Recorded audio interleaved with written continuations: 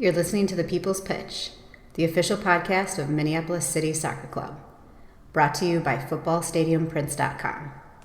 Let's start the show. And as I talked about just a couple minutes ago, as Joe Watt stands over this one, he appears to be the one taking the penalty here. This is a huge confidence booster if you're Duluth. Worst case scenario for City right here. And it stopped! Yes! And it stopped! Totally redeems himself. Matt Elder redeeming himself. Oliver with the right foot. The shot is goal! Oliver! Justin Oliver will break the scoreless tie. And it is 1-0 Minneapolis City. Is Hutton now on the offense with the left foot. Goal! And it is now 2-0 Minneapolis City. Good finish. Nick Hutton taking his quick victory lap. Welcome back, friends of the feather. This is the People's Pitch podcast, the official podcast of your Minneapolis City Soccer Club. I'm John, and with me, as always, is my trusty steed, the Nate Morales. Nate, man, talk about a weird week, whether it be personal lives or soccer lives. Like it was what I like to call a smorgasbord of things that happened this week, and we will dive into all of that. But I will say this: we had lopsided losses. We had Smog kill off a game. There's more U.S. national team things. I have an unusable recording with Gus, who we were trying to bring on for this week's show that we are not going to use. But there was really only one constant, and that was the output from the UPSL Futures boys. So, yeah. I mean, what else did I not cover? No, I think that's it. Show's over. Yep, show's over. But we will lead off talking with the Futures versus Superior City and their 2-1 victory, and then we'll do a little bit of recap there, and then we'll talk a little bit about the preview of the Maplebook clash coming next week. Then we'll talk a little bit, very briefly, about the USL 2 5-1 loss versus Rochester FC, the Loons, and then a little bit of a preview of the St. Croix Legends coming on Father's Day. But before we start, Nate, let's talk about the U.S. men's national team and what the living hell is going on over there. Dude. With the recent Nations League match last night versus Mexico, and then the impending return of one Gregory Berhalter. Which one would you like to start with first? Let's start with Greg.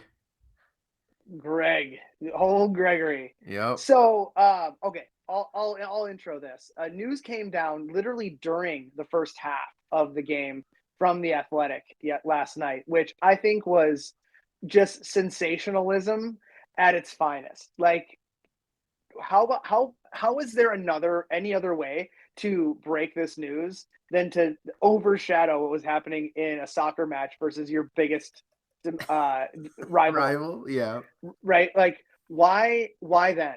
Why I get it, but come on, man. Like, this is why people look at United States soccer and they're like, what the fuck? Like, what's going on over there? Like, why would you break that news? Because then not only like you break that news and there's so many questions and not enough time to get answers, and it wasn't official yet. All indications today is sources say Berhalter's set to return. Then you get players who just, we'll talk about the game here, come off and they don't know at halftime unless they're checking phones or someone tells them at halftime that the guy that, well, we'll get into that. Then you, at the end of the game, everything that happened during that game, then it's like, oh, so what do you think of the news of Greg Berhalter's potential return? And then, like, can you imagine asking Gio Reyna that with a microphone and a camera pointed at him? No kidding. Like it's just, it was poor timing. I don't know if it was journalistic timing or it was U.S. Soccer Federation timing. It was poor. So essentially what we're talking about is, after months and months of deliberation and potential legal ramifications and investigations and a coaching search, the U.S. national team potentially, I'm doing air quotes here, is set to announce Greg Berhalter's return as a U.S. men's national team coach after his layoff due to the investigation into what happened with the Reynas. So I got a couple thoughts on that, Nate, but I'll pause there and get your thoughts first.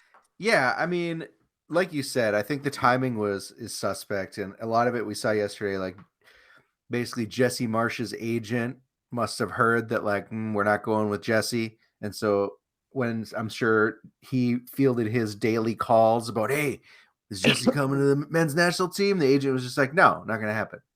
Like he's tired of answering questions. Patrick Vieira, right? Literally No, an article yesterday about Vieira being interested in the job. I know, but I'm just saying, like, on the heels of that, or Marsh's agent in one day is just like, no, it's not happening. They're going in another direction.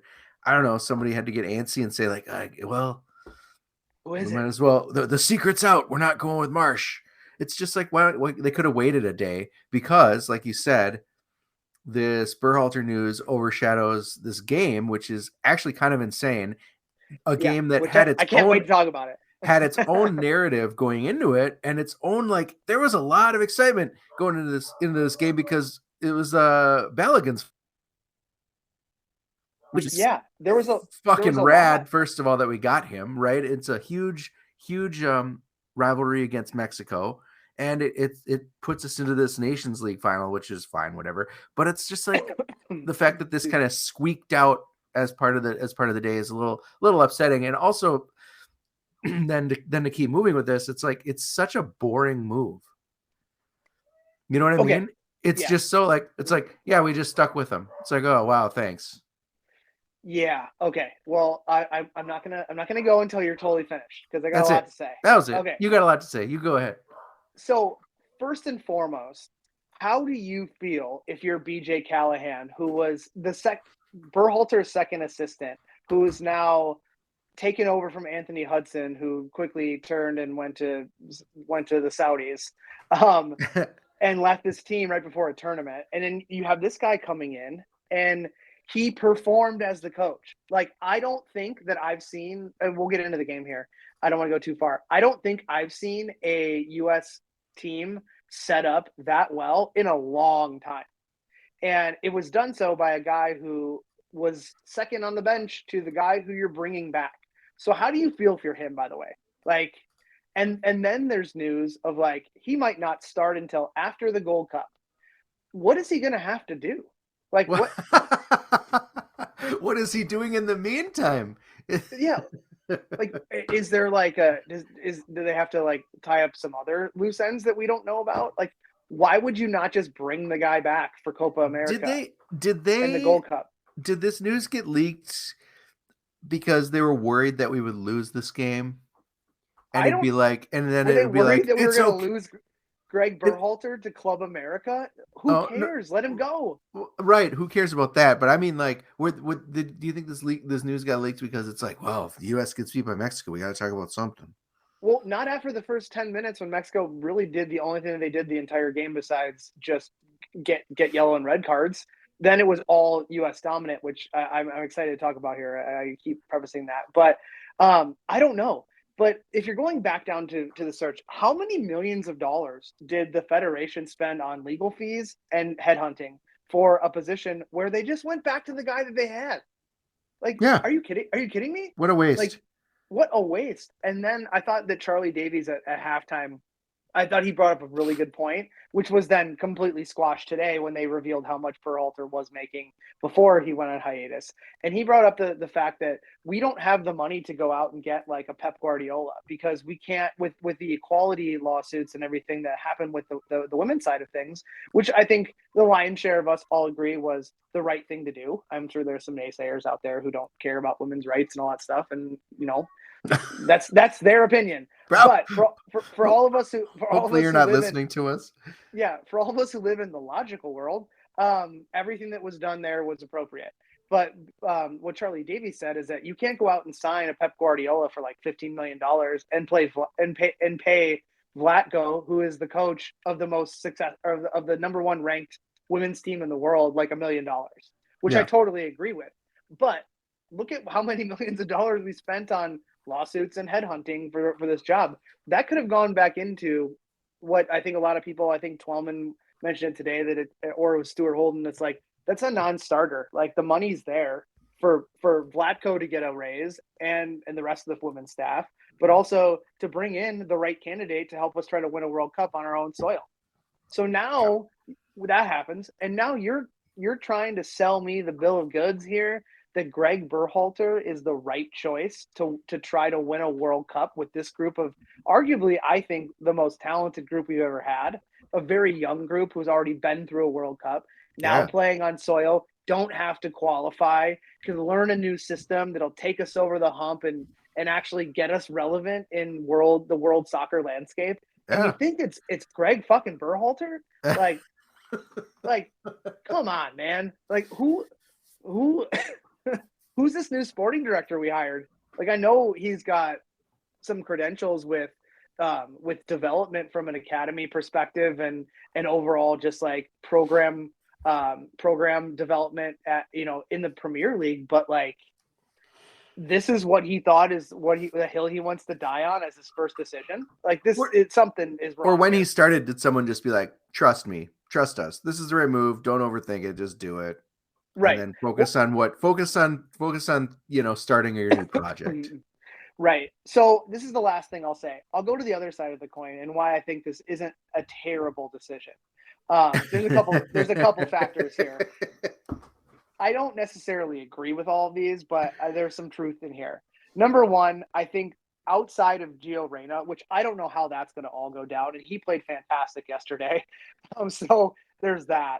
But I don't know how the whole Reyna situation is going to go down. The old guard has been completely booted out of the federation by and large. So you think that there's going to be a handshake and they're going to, there's going to be a make good there. But the core, so outside of Reyna, Ricardo Pepe, the guy who literally scored key goals to get the U.S. into the World Cup, was not taken by Berhalter.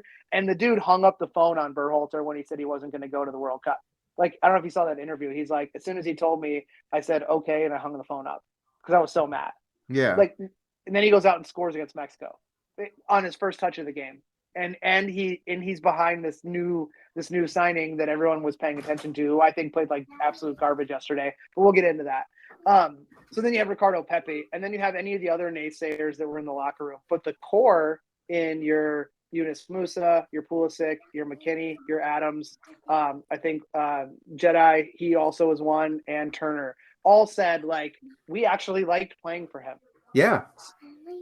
So I think that there is some credence there then to bring a guy like him back, even though I don't think he's the right choice.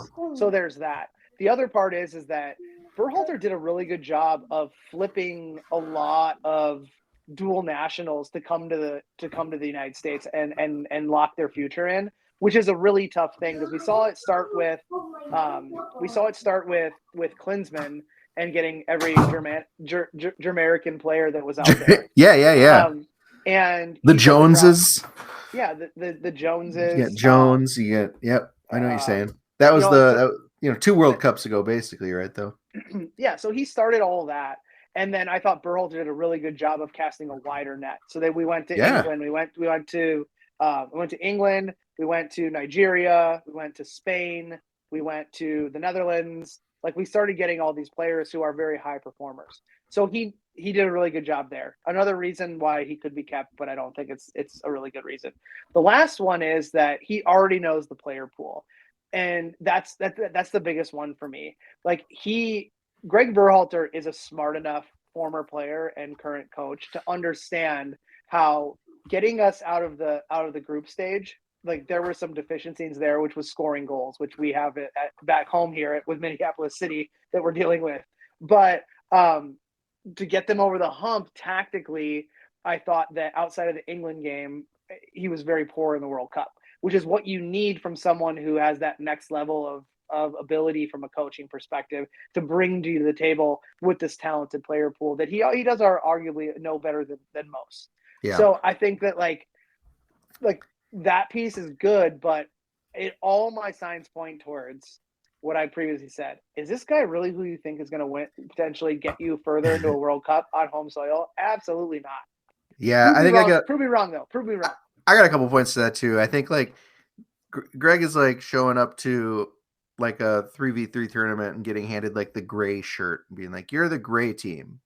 It's like, oh, yeah, beige. Okay, I guess that's cool, but I think you're right because there's nothing like, oh, this guy's tactically awful, or like, what a genius. But I think there are some. He has the highest winning percentage of any U.S. national team coach in history. Right. So But there's I that. think right. So I think there are some positives to it, especially like you said, he knows the player pool. He's been able to get his guys like He's got their Yunus buy-in. Musa. He's been able to get his guys like Serginho Dest, get his guys like Balogun, right? All these guys, like, we are no longer at the phase, John, where we need to watch the Belgian first division and be like, who's the next puzzle piece for the men's national team, yeah. right? It's like, we got who's them playing in Sweden, right? Like, You know, we like- got the guys, and Greg knows them, and at this point, it's like, who's gonna sneak onto the team with an impressive performance out of the MLS? Basically, is what we're looking at, right?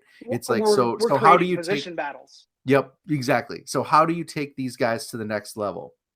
Is really kind of the point you're trying to make, and I'm with you. It's like, he might. I mean, look what he did. Look what he did against, like, that game against England. England was phenomenal. You know, we fell on our face against Wales, but then, like, we were able to get out of the group against Iran. Like, we looked pretty good, and I think if we continue to dominate like we did against Mexico, segue, I'm excited. But if he's not going to start until after the Gold Cup, it's like, anyway.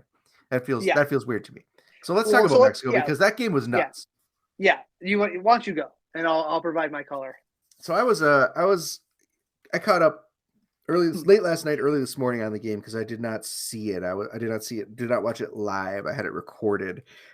And every game against Mexico, it's like you're kind of expecting, similar to now how we should expect a game against Rochester to play out, and that, like, sometimes guys are just going to, like, jump on your back and ride you a piggyback. Sometimes the goalkeeper's just going to slide and handle the ball out of the box and not get the call. And those kind of, like, these, like, there's something about the way Mexico plays that is just like their talent level has dropped. And so they're making up for it by playing like absolute maniacs. Just the shithousery. It is, and the game suffers because of it. And you saw that last night, like you said, yellow cards getting thrown around, red cards getting thrown around. The young guys from the U.S. got involved in that. I think then, of course, you have the issue where you've got the Mexican fans are such pieces of shit that it's just to like halt the game with their homophobic chanting again. I know. I mean, it's just and they're supposed to host the World Cup with us. You can't. So the game was an absolute shit show, but in the end, it was like, wow, U.S. looked good. I have never seen a more dominant performance from a U.S. team outside of playing like Barbados. Yeah, well, and especially because Mexico usually brings you down to their level when you play them. Well, they did with the off the ball stuff, but they didn't with the on the ball stuff. And I thought like the first 10 minutes of that game, I got like it was squeaky butt time. I was like, oh God, like what's this? What's our setup going to be? And then all of a sudden, like a switch went on, and Pulisic is driving for goals. Weah is driving for goals. Reyna is driving for goals. Like we saw a motivated, high pressing soccer style that I thought Greg Berhalter was going to bring to the table. And then we saw build out of the back, very slow, methodical, possession-based stuff coming from Berhalter. And then Callahan was like, fuck it. I might only have one game to coach, so I'm going to go at these guys, our most heated rival. And they did that. And then once we got one goal, and it should have been 4-0 instead of 3-0. Pulisic rockets that one into the stratosphere from the 6-yard box. And, outside of that, in the first 15 minutes, that was the tide that was like, we're going to get one. It's only a matter of time. And then we got one. And then it was like, oh, we're not satisfied. We're going to get another one. And we're going to get another one. And I thought Mexico had zero threat until it was 2-0 and all the bullshit started. And I was watching it with a neighbor of mine who's not really a soccer guy. And he was like, is this how these games always go? And I was like, pretty much. He's like, this is exciting. And I'm like, yeah, it is. But like, here's what Mexico's doing. They have already conceded failure, and they are going to try to do whatever they can to get out of this and hurt us as much as possible, whether it's physically hurt us or take guys out of the game for the final, which is exactly what they did. But I'll tell you this. I thought that, the referee clearly let things get out of control. Gio Reyna getting absolutely headhunted and by a guy who's already on a yellow card and nothing was like, and then guys getting red cards for defending themselves and having to make contact with someone else's neck. Like, that's right. Like, that's your rationale here, guy. Okay, fine. But what I liked was that there was fight by the U.S. Like, we don't care if we're, this is our home and we're kicking the shit out of you, and you're not going to try to fucking push us around. So I like the fight back. I also thought that both red cards for the U.S. were defending themselves. I mean, you look at McKinney coming out of a scuffle, which threw him surrounded by 4 Mexican players into their bench. Like, what do you want the guy to do? Just get pummeled on? Right. Like, that is a policing by the officials to make sure that stuff doesn't happen. So, like, and then the Dest one too was, yeah, he retaliated from getting shoved around, which if he would not have participated in that, it would have been 2 red cards for Mexico. But why did we have to get there? And then even after that, I told my buddy, I was like, you thought that the U.S. was going to attack in the first half. Like, wait till it's like 10 on 10 and they have more space, because Mexico's just going to keep lumping balls forward. Yeah. And then they were doing that and they were getting a little bit dangerous, but nothing with substance. So I thought, like, end to end, the soccer was great, but all the other bullshit was like, and I told my neighbor too, I was like, watch, they're going to go after another guy who's having a great game, and he's going and to try to get him knocked out for the next one. And then it happened to Dest. And I was like, there you go. I was like, they need to call this game, not give it 12 more minutes of stoppage time. They need to call it, because it's going to get way worse here if they let this thing go on. And then you had the stoppage for the homophobic chants, and you had them keep going. And I was like, can we just please get out of here? Like, please. Yeah, one of those games where you just want to, like, can you just escape? Anyone remaining on their feet, please leave. Yeah, but it sets us up for, I think, a tasty matchup with Canada. I will say one thing, like, I thought Gio Reyna was superb on the day, but Yunus Musa at the 6 covering for Tyler Adams, he played fantastic.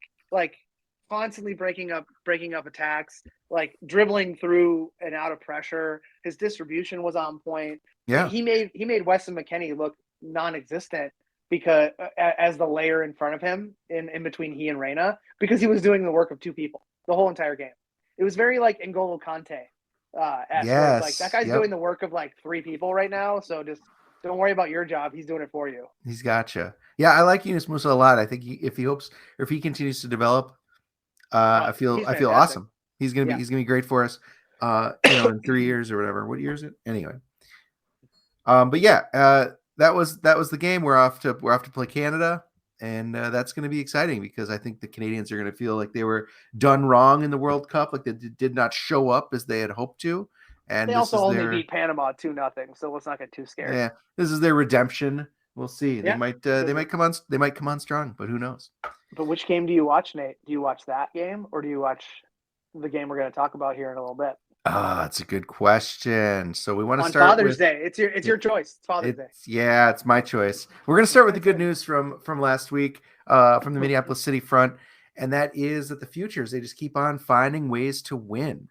It's been kind of a fast and furious time in the UPSL. Really crowded fixture calendar crammed into the end of June, and that had the fixtures playing St. Croix and then Blackhawks and then Superior City all in a matter of days. And that time saw the Futures pull off 2 comeback victories with that Blackhawks draw in between. It was pretty solid. The second of those comeback victories, of course, was Sunday against Superior City.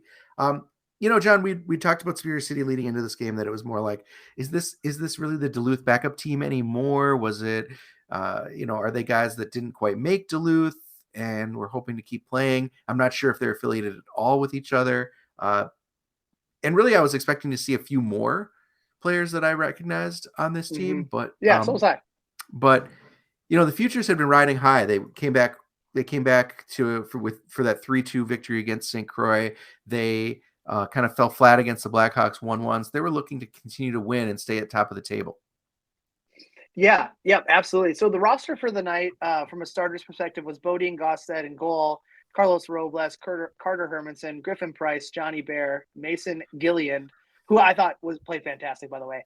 Noah Hermanson, captain Rigo Rolano, Tomas Mena, Tyler Beaupre, and Zach Susi. Susi's back. Carter Hermanson's got 6 goals in the year, by the way. Yeah, he does. He's playing fantastic. And then from a reserve perspective, you start to talk about that depth that we mentioned last week. You have Alvaro Arce, Colin Bryn, Daniel Linder, backup goalkeeper, Jordan Ross, Joe Swellen, Miles Akibi, Mutu, and Parker Flynn. All of those guys, if you go back to last year, are starters on this team. Yeah, So, especially like Mutu's been around the club for a couple years. Like you said, Jordan Ross has been kind of doing great. Alvaro Arce probably deserves a call up. Like these are good players. Just Miles Akibi, I think, should be, if Mason wasn't playing so well, Miles would be the starter at right back. Yep. So yeah, I mean, embarrassment of riches for Coach Jeremiah Johnson. Yeah, absolutely. So you look at a really strong squad to try to go into the playoff and finish out the regular season for Coach Johnson. Like I said, I was looking for some players that we might recognize as superior. We didn't really see any except for Mally Lumsden, who I think we saw play for Duluth a couple years ago. Yeah. Marcus Carvalho was really their only player on the field that looked any good, and he was the guy that scored their goal.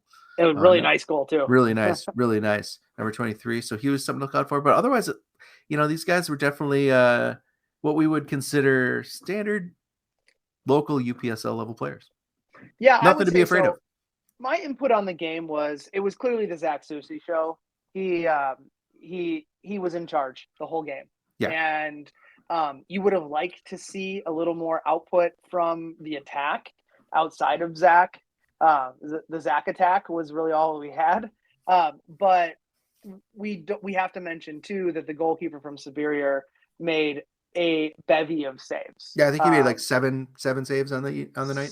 Seven saves, and I'd say out of those seven, five were, or maybe four were where he was actually put to the test, which could have been goal scoring opportunities. Yeah. And then the rest were just kind of right at him, good positioning.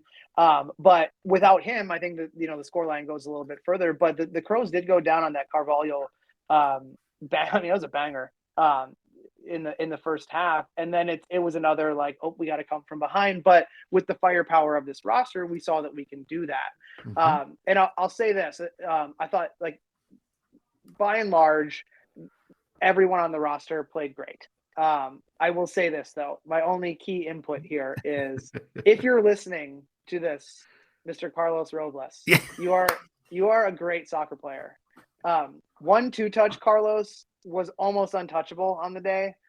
3+ touch Carlos was where we start getting into turnovers, and the run's already happening because you take that third touch and fourth or fifth touch. Eliminate that. Go with your first instinct. Play the ball quick, fast, direct. See a pass, make a pass, and you're untouchable. Please do that for the remainder of the season. Yeah, I think that's kind of the thing is when his first instinct was to keep his head up and try to figure out where he needed to play, it was great. And he was really valuable in that central role, right? Because nobody was near him, but it was the times when he would put his head down, and it was almost always the exact same move where he would turn back into pressure, right? Instead of taking his space or keep the ball moving in that direction, he'd turn back into pressure and try to out-dribble somebody. He'd have to turn back again to avoid that guy, and all of a sudden he's just running himself in circles in the middle of the field. And that's, John, I think why we didn't see a lot of offensive threat beyond Zach Susi, who can just run up the side. Well, yeah, a lot of the runs were completed by the time his third and fourth touch came. Yep. But when he was playing first and second balls in, those runs were happening in the moment, or they had already started to materialize, and his ball was leading where the run should be going.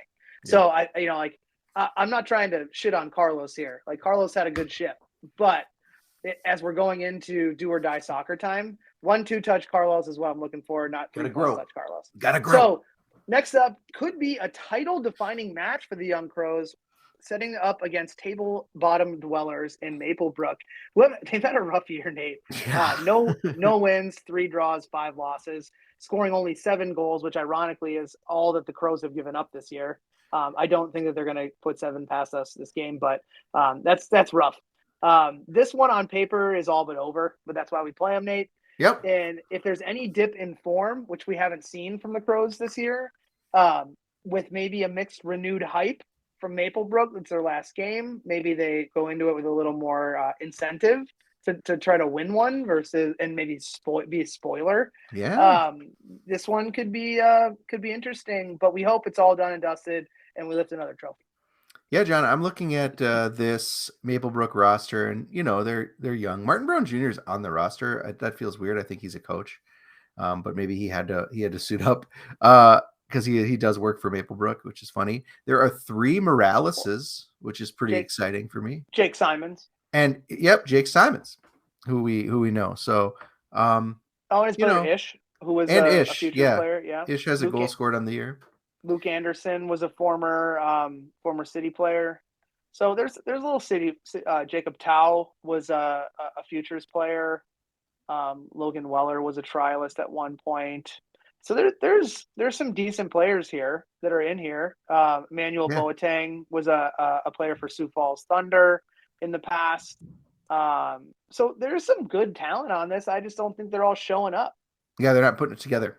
So let's hope they continue to not put it together, because currently Minneapolis City is top of the table, 23 points on the season, 9 games played, 7 wins, 2 draws. Right behind us is St. Croix, 7 wins, 1 draw, 1 loss over those 9 games. And who's left for St. Croix to play is FC Minneapolis, the Ian Sendies. Yeah. Let's get this wing wizard. Let's give him a good send-off on his first day. I think in both cases you have to assume that Minneapolis City and St. Croix will win, and that this is how the table will end up, which puts us as the regular season Midwest West champs and into the playoffs. City plays Valora. Yeah, and Valora actually has another game to make up. So Valora has 2 games to play against the Blackhawks that got canceled on Wednesday, and then they play Superior City. So there is a chance, albeit I would say a outside chance, for Valora to squeak in leapfrog St. Croix, but they would have to win both their games and St. Croix would have to lose. So I think the table is what the table is, unless something crazy happens in Maplebrook, and we're looking at raising a regular season trophy, and then, like you said, it's real soccer time, do or die, onto the playoffs. But so go ahead. We found in the NPSL that the magic number was 29 points in order to win the title. So now what we're looking at here is, I'm looking at the math correctly, the magic number to win the title was the first team to 26. Yep. Yeah, so which is not a lot of room for error, because that means 0 room, 0 losses and 2 draws. Yeah, you lose a game and you're done. Yeah. It's the new face. The new face of the UPSL Midwest West. So that match against Maplebrook is on the 21st. It's away. It's a 5 p.m. kickoff at Maple Grove High School. So if you can get out there, it'll be a good time. Well, Nate, what happened to Edor Nelson this past weekend? Yeah, I don't know. I don't want to talk about it. It was rough, man. We were talking at the top of the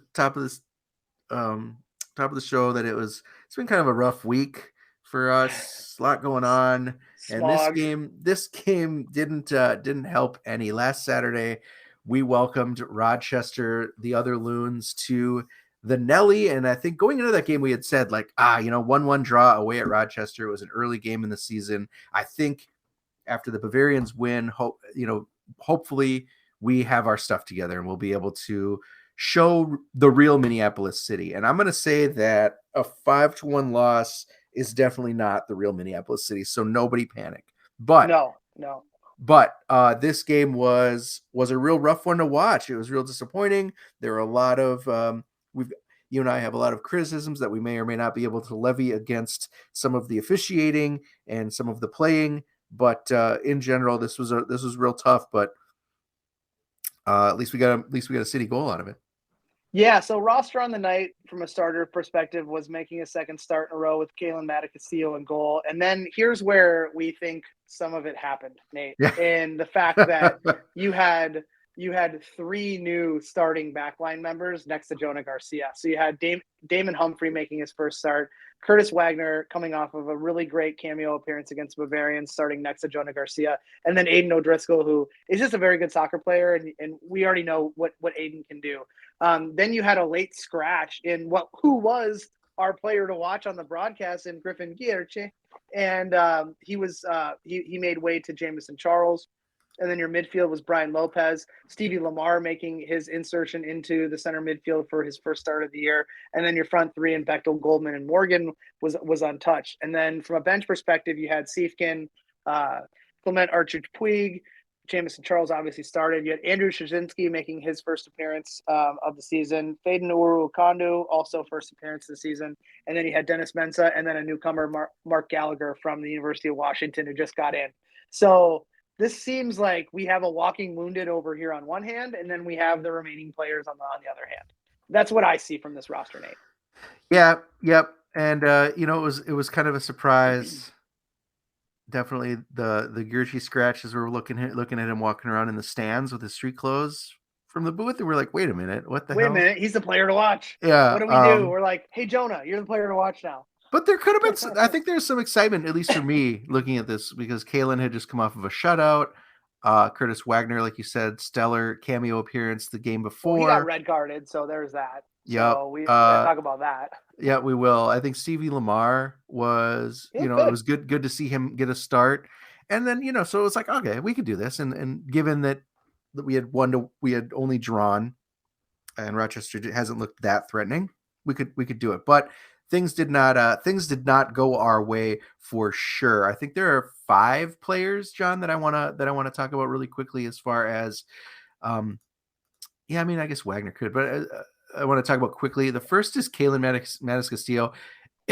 This is exactly when we were talking about Kalen's getting the start against the Bavarians, and we're like, oh man, when we had previewed him as well, this idea that like he had a couple of phenomenal games last year, and then he had to battle against his team kind of letting him down for some of these other games last year where he let in some goals, in 2022.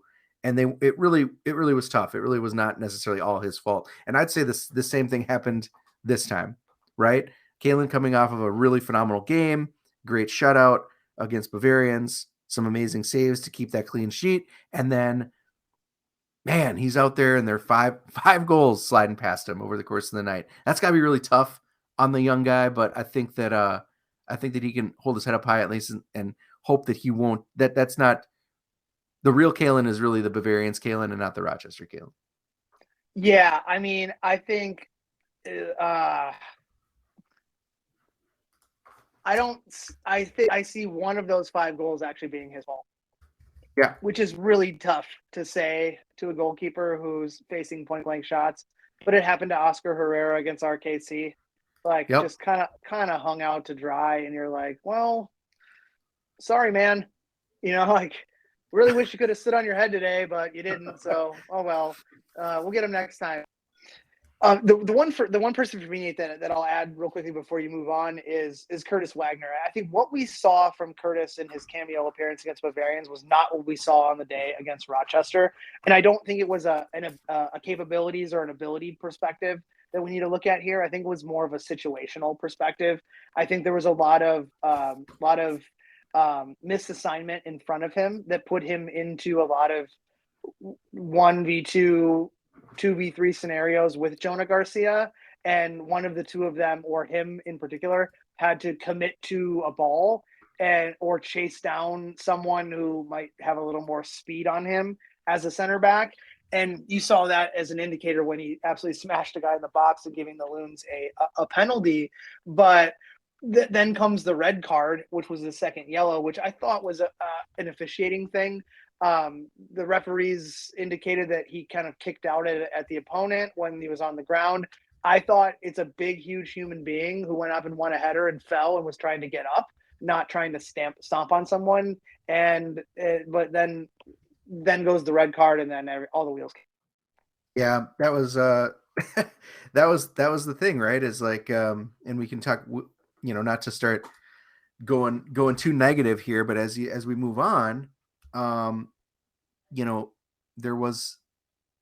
he was put in some tough spots, like you said, 1v2, 2v3 situations where he had to slide over because of that Damon Humphrey start, another young guy similar to James Gardev, decide, getting his shot at the outside back spot, and just like bad touches, bad passes, bad turnovers. His unwillingness to take the space given to him in the attack. Like, that's something we see in Carson Pena that we like. He likes to eat up ground and get forward.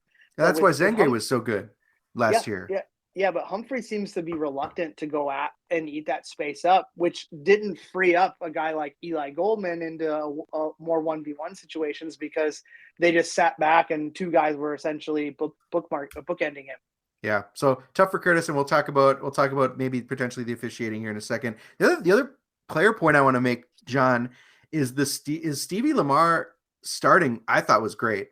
I thought that when he had come on as a late game sub, he added a lot of energy to the field, but also, man, the guy is so tall, and all of a sudden the foot is out there. His ball control is great. Quick too. Yes, and he's just able to use his size and speed in a way that we don't really have any guys in that spot that can do that. And I will say this too: he had pretty much our only two chances in the first half, outside of Eli's goal in the second half. No, I'm saying in the first half, right? Yeah, Stevie had two shots saved. He was in really good positions. I thought he was doing great, and so subbing Stevie Lamar off at half was was a head scratcher for me over someone like Damon, who was making some, his touch was not great. Like you said, he wasn't taking his space, and he was kind of hanging the rest of his defensive line out to dry. So that was interesting. I'm not really here to have a dialogue about coaching decisions, but whatever. But I would like to see more of Stevie in the future. I thought I was really impressed by him. Yeah, I mean, I see him as kind of that false nine who sits underneath someone like Hakeem. Yeah. Hakeem's, when we talked about it before too, is that it was one of our keys to victory on the day, even though those didn't happen. But what we saw is that, like, Hakeem likes to occupy the space in deep to get the ball and hold for the hold up play and to allow the runs to happen off of him. And what we talked about was the lack of willingness, I guess you can call it, of the central midfielders prior to go join the attack and fill that space. Where oftentimes you saw Stevie as the point person playing higher than Hakeem and almost interchanging in positions. So I do like that, as having him as someone who maybe sits underneath the strikers, because he showed it and he had two opportunities.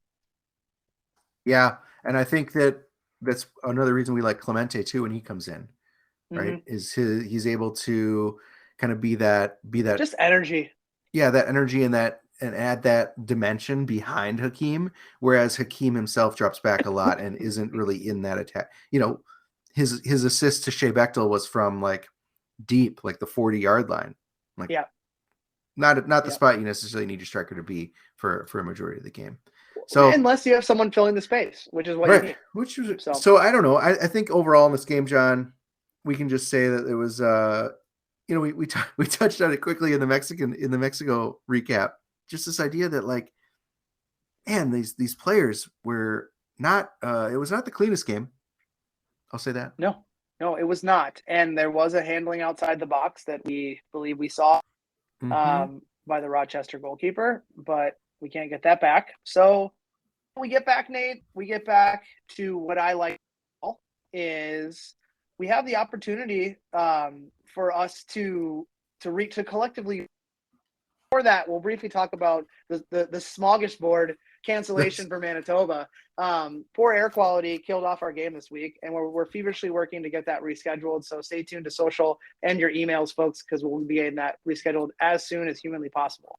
A little tough for us to get that scheduled when the Canadian teams only come down for larger road trips and not they don't necessarily come down for one-off games. So that's one's going to be a little tough to reschedule, but we do have to get it in. So it will happen. We just got to figure that out. But anyways, as far as like what we see, because we don't have that game, is hopefully a good in the collective regroup with some added rest due to the match this week being canceled. Yeah. And then we go to our Father's Day away trip to St. Croix Legends. So we know we have some injuries. Hopefully those get locked up and cleaned up in an off week, I guess you could call it. And then we can get back from a training perspective, to training in the things that we need to sharpen up on. So I think it was actually kind of good for us to take a breath, even though that breath was filled with smog coming from Canada, which ironically, we played a Canadian team and we had to cancel due to smoke coming down from Canada. That was interesting. But for me, Nate, this Legends match has some real implications to it. Can the Crows bounce back and take advantage of the Legends squad, who since they beat us has been trending in the wrong direction? But both of these teams, they get up for each other, and it's a good match. We saw it in the first match with the Nathan Donovan show, just kind of going off on us. Can we stop that? But it also has implications for the 2024 Super Cup. Yeah. So it will be a big swing for the Crows to get back into the running for one of the 2 USL 2 slots for next year's Cup. So when is that game, Nate?